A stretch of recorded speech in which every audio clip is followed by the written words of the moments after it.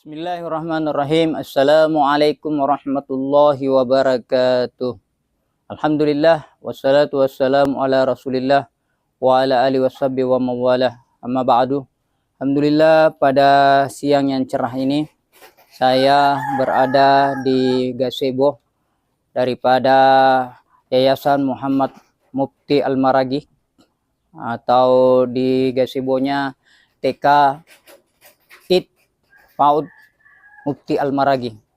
Insyaallah dari TK kita ini, insyaallah mudah-mudahan nanti akan memberikan suatu sumbangsi untuk masyarakat yang ada di sini, sehingga anak-anaknya, keturunannya menjadi pemimpin-pemimpin yang bertakwa kepada Allah Subhanahu wa taala.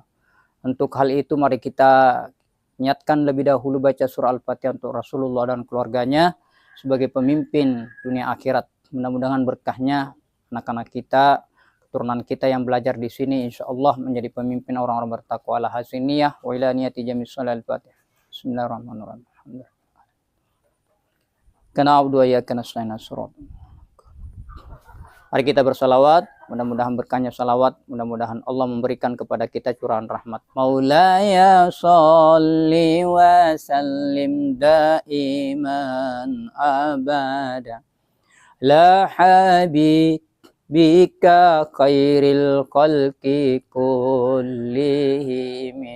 Maulaya sholli wa sallim daiman abada ala habibika khairil khalqi kullihim.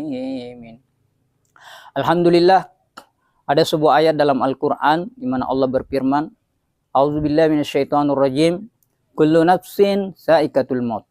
Setiap yang bernyawa akan merasakan mati. Ayat ini biasa kita dengar, namun perlu kita hayati, perlu kita dalami, selalu kita renungi maknanya.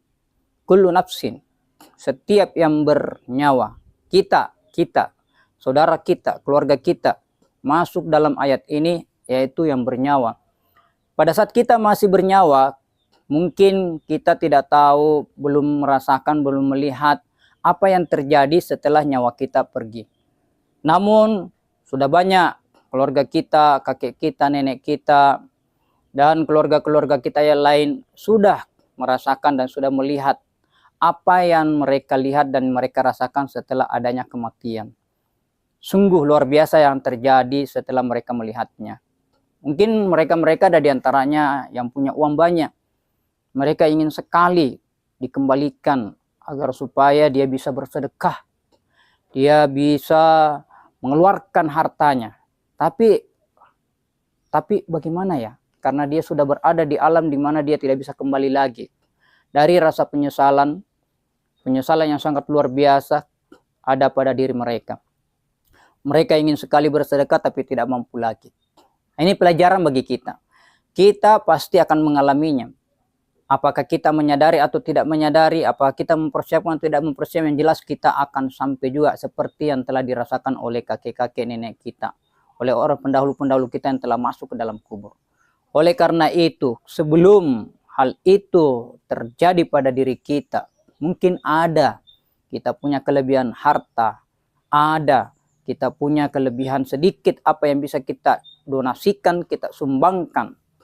Maka sebaiknya jangan pernah menunda, karena kita tidak tahu kematian kapan bisa menjemput kita. Jangan pernah menunda. Kalau ada, sedekahkan secepat mungkin. Alhamdulillah, kita punya TK ini sudah berjalan sejak 2023 sampai sekarang, sudah mengadakan penamatan, ada 7 anak. Itu suatu bukti. Alhamdulillah, TK kita ini insya Allah akan membangun jiwa anak-anak kita, keturunan kita. Tapi tentu dia tidak bisa bergerak dengan semaksimal mungkin kalau kita tidak turut andil membantu TK kita ini. Di TK kita ini ada gazebonya, ada 2 guru yang membina. Insya Allah nanti akan bertambah sesuai dengan kebutuhan daripada banyaknya anak-anak kita yang dibina.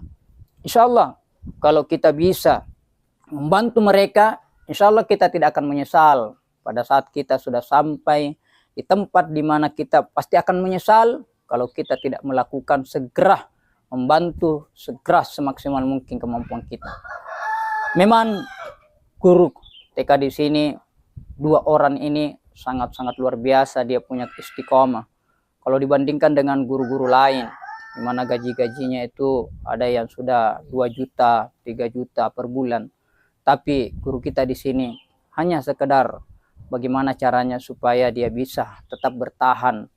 Ya, insya Allah sepertiganya dari gaji yang sudah normal 3 juta per bulan, mereka tetap bertahan. Jadi kalau kita membantu gurunya, pada hakikatnya membantu murid-murid. Karena murid-murid di sini tidak disuruh bayar, digratiskan semuanya. Tidak ada dibayar per bulan dan tidak ada sebagainya. Bahkan mereka akan dibantu kalau memang mereka tidak mampu untuk membayar terakhir penamatannya, fotonya. Tapi kalau mereka mampu sendiri, ya itu hanya terakhir itu saja. Tapi itu pun alhamdulillah sudah diantisipasi dengan adanya tabungan mereka sendiri untuk menutupi biaya penamatan, biaya foto. Tapi insya Allah kalau kita bisa membantu guru-gurunya bisa bertahan, istiqomah, karena kalau sekiranya ada pilihan di tempat lain, pasti gurunya tidak akan bertahan dengan gaji yang sangat sedikit. Tapi karena keistiqomahan imannya, dia tetap bertahan.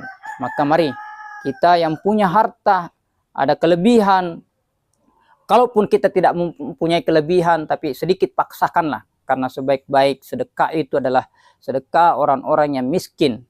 Dia keluarkan menurut kemampuannya, semaksimal mungkin dia mampu. Insya Allah itu lebih besar pahalanya dibanding mereka yang mungkin lebih banyak hartanya. Kalau dibandingkan, kalau orang miskin dia punya harta misalnya 100.000, ada orang punya harta 2 juta, dikeluarkan 200.000, sedangkan orang miskin hanya mengeluarkan 10.000, lebih besar pahalanya yang 10.000 itu, di mana 10% daripada 100.000 dibanding 200.000 daripada 2 juta. Walaupun sama-sama 10%, tapi nilainya lebih banyak karena orang miskin itu sangat butuh. Dan kita ini rata-rata orang-orang yang tidak mampu, tapi mengeluarkan harta kita, walaupun cuma 10.000 sebagai sedekah, itu lebih besar nilainya di sisi Allah Subhanahu wa Ta'ala. Karena kemampuan kita hanya sedikit. Jadi dengan iman kita bahwa kita pasti akan masuk ke dalam kubur, maka jadikanlah itu motivasi untuk kita dapatkan pahala. Di mana nanti pahala tersebut kita akan lihat di alam kubur. Kemudian kita akan saksikan nanti anak-anak kita menjadi pemimpin-pemimpin bangsa, menjemput generasi emas Indonesia 2045, 20 tahun yang akan datang. Insya Allah anak-anak kita ini nanti akan ada yang jadi pemimpin-pemimpin, jadi jenderal, jadi panglima, jadi anggota dewan dan sebagainya. Insya Allah cita-cita daripada Indonesia emas, generasi emas Indonesia 2045 insya Allah akan terwujud. Di mana pendapatan minimal 20 juta per bulan. Insya Allah bisa terwujud dari anak-anak kita yang sudah dibina di TK IT Mufti Al-Maragi. Insya Allah anak-anak kita ini akan menjadi pemimpin-pemimpin yang akan mensejahterakan anak-anak bangsa yang lain. Mereka akan membina, berganti. Jadi anak-anak kita yang tadinya dibina, mereka menjadi pembina dan membentuk generasi-generasi cerdas yang bertakwa kepada Allah Subhanahu wa Ta'ala. Mudah-mudahan dengan adanya kita senantiasa kerjasama dengan pengurus, dengan guru, dengan pengurus yayasan, insya Allah kita akan mendapatkan ridho Allah Subhanahu wa Ta'ala. Insya Allah negara kita akan senantiasa mendapatkan curahan rahmat, dijauhkan dari bencana. Apalah gunanya kita memiliki banyak harta tapi tiba-tiba datang bencana. Insya Allah dengan keikhlasan kita, sedekah kita, insya Allah negara kita ini akan dijauhkan dari berbagai macam bencana. Tsunami, gempa bumi, tornado, kekeringan, dan lain sebagainya. Mari kita yakini bahwa kullu nafsin saikatul maut, setiap yang bernyawa pasti akan merasakan mati. Mari kita camkan dalam hati kita, kita nanti akan merasakannya, kita akan melihatnya. Sebelum kita menyesal, mari sekarang persiapkan harta semaksimal mungkin yang kita miliki. Mari minimal 10% keluarkan setiap bulan. Walaupun kita hanya 100.000 kita punya penghasilan, keluarkan setiap bulan minimal 10.000. Insya Allah kita akan mendapatkan berkah dari Allah Subhanahu wa Ta'ala. Demikian yang sempat saya sampaikan, mudah-mudahan ada manfaatnya. Lebih dahulu kita baca surah Al-Fatihah untuk Nabi Muhammad.